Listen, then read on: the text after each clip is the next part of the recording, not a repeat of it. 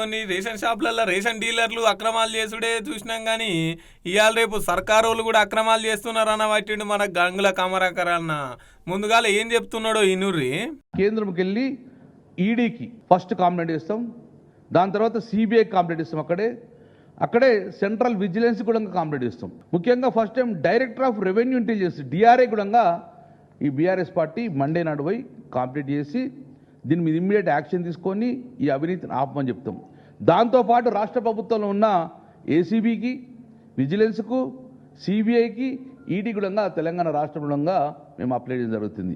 ఇది documentary evidence, ఎలా money ఏ company నుంచి ఎలా ట్రాన్స్ఫర్ అయింది అవన్నీ కూడా డాక్యుమెంట్స్, కానీ ప్రభుత్వానికి జమ కాకుండా దళారులకు జమ అయిపోయింది. కాబట్టి ఇందులో ప్రత్యక్షంగా పరోక్షంగా అందరూ పాల్గొన్నారు. కాబట్టి డెఫినెట్గా ఈ కుంభకోణాన్ని రాష్ట్ర ప్రభుత్వం దృష్టి తీసుకుపోయినా పట్టించుకోలేదు, అసెంబ్లీలో చెప్పిన కూడా పట్టించుకోలేదు. కాబట్టి ఇమ్మీడియట్గా ఇప్పుడు సెంట్రల్ను మేము అప్రోచ్ అవుతున్నాం. హైకోర్టులో మేము పిల్లేయడం జరిగింది. రాష్ట్ర ప్రభుత్వాన ఇంత ఖజానాకు అన్యాయం జరుగుతుంది, ఇది వేల కుండ్ల కుంభకోణం కూడా పంచుకుంటున్నారు, దీన్ని ఈ కుంభకోణం అరికట్టండి, ఈ తెలంగాణ సంపద అని చెప్పేసి మేము హైకోర్టు కూడా అప్లై చేయడం జరిగింది. హైకోర్టులో ఇప్పటికీ 15 సార్లు వాయిదా అడిగిండ్రు ప్రభుత్వం, 15 సార్లు ఇప్పటికీ వాయిదా అడుగుతూ వచ్చింది. ఎందుకోసం మీరు 15 సార్లు ఎక్స్టెండ్ తీసుకున్నారు?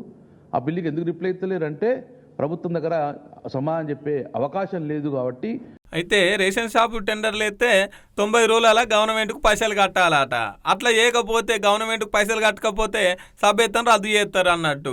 కానీ ఈ కాంగ్రెస్ ప్రభుత్వం వచ్చిన తర్వాత 605 రోజులు నడుతున్నా కూడా ఇంకా టెండర్ అయితే కంప్లీట్ కాలేదట. ఇక గన్లోకి వెళ్ళి 750 కోట్లు వేసేసిరట. అవి గందు కోసం అని ఢిల్లీ పోయి కేంద్రంలో ఉన్నాయి కదా, ఈడీ కంప్లైంట్ చేస్తాం, సిబిఐ కంప్లైంట్ చేస్తాం, సెంట్రల్ విజిలెన్స్ కంప్లైంట్ చేద్దాం, ఫుడ్ కార్పొరేషన్ ఇండియా కంప్లైంట్ చేస్తామని చెప్పేసి అన్న వాటిని మన గంగుల కమలాకర్ సార్ అన్న. ఇగో కోట్ల కూడా పిల్ దాఖలాలు చేసిరట. ఇక గందు కోసం అని 15 సార్ల వాయిదా అడిగిర్రట. ఏ తప్పు ఏంది, వాయిదాలు ఎందుకు అడిగిర్రు అని చెప్పేసి సారు క్వశ్చన్. అగో ఇంకోసారి ఏం మాట్లాడుతున్నాడు ఇనుర్రి పెద్దిరెడ్డి సారు. బీజేపీ హస్తం ఇందులో లేకుంటే, ముఖ్యమంత్రి మధ్యలో బీజేపీ పార్టీ మధ్యలో సంబంధమే లేకుంటే, ఇవాళ ఎలాంటి ఎవిడెన్స్ లేనటువంటి ఒక ఫాల్స్ కేసు మా కేటీఆర్ గారి మీద పెట్టినటువంటి ఏసీబీ అధికారులు మరి మీ ఎదురుగున్న సివిల్ సప్లై భవన్లో ఇన్ని వందల ఖాతాల్లో అక్రమాలు జరుగుతున్నాయి కదా, బాగా చెప్తా అకౌంట్ టు అకౌంట్ జరుగుతుంది కదా, మరి మీరు ఎందుకు ఏసీబీ వాళ్ళు రైడ్ చేయట్లేదు?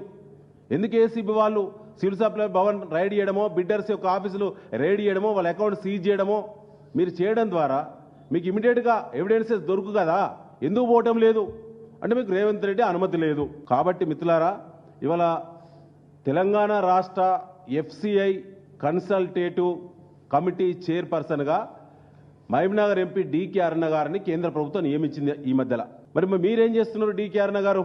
ఇప్పటిదాకా కిషన్ రెడ్డి గారు, బండి సంజయ్ గారు అందులో ఎప్పుడో ఇన్వాల్వ్ అయ్యిండు, బీజేపీ పార్టీ ఇన్వాల్వ్ అయింది. బీజేపీ పార్టీ దాని మీద అసలే మాట్లాడదు. బీజేపీ పార్టీ కొల్లుడైపోయింది కాంగ్రెస్ తోటి సివిల్ సప్లై ధాన్యం టెండర్ల కుంభకోణంలో. ఇది సత్యం, ఇది వాళ్ళ ఎమ్మెల్యేలు కూడా మాట్లాడుకుంటున్నారు. కానీ డీకే అరుణ గారు, మీరు మీ సంబంధిత సమీక్షించే బాధ్యత మీకున్నది. మీరు ఒక్కసారి కూడా దీని మీద ఎందుకు మాట్లాడతలేరో డీకే అరుణ గారు కూడా మరి సమాధానం చెప్పాలని చెప్పి మేము కోరుతా ఉన్నాం. అరే మేము గింతగానం చెప్తున్నా కూడా ఎస్ఎఫ్ఐ చైర్పర్సన్ డీకే అరుణ కూడా సపోర్ట్ చేస్తలేదు అంటే కాంగ్రెస్ వాళ్ళు తర్వాత బీజేపీ వాళ్ళు ఒకటే అనవట్టిండు సారు. చూసినారులా ఇన్నొద్దులు డీలర్లు, తర్వాత డీలర్ల నుంచి కొనుక్కపోయి వేరే దిక్కు అమ్ముకున్నాడు. ఇట్లా చూసినా కానీ రేషన్ షాపులల్లో ఇవాళ రేపు సర్కారు వాళ్ళు కూడా దోపిడీ చేస్తున్నారు అని చెప్పేసి బీఆర్ఎస్ వాళ్ళు అయితే గట్టిగానే ఆరోపిస్తున్నారు. మరి చూడాలిగా దీని మీద కాంగ్రెస్ వాళ్ళు ఏమనుకొస్తారో.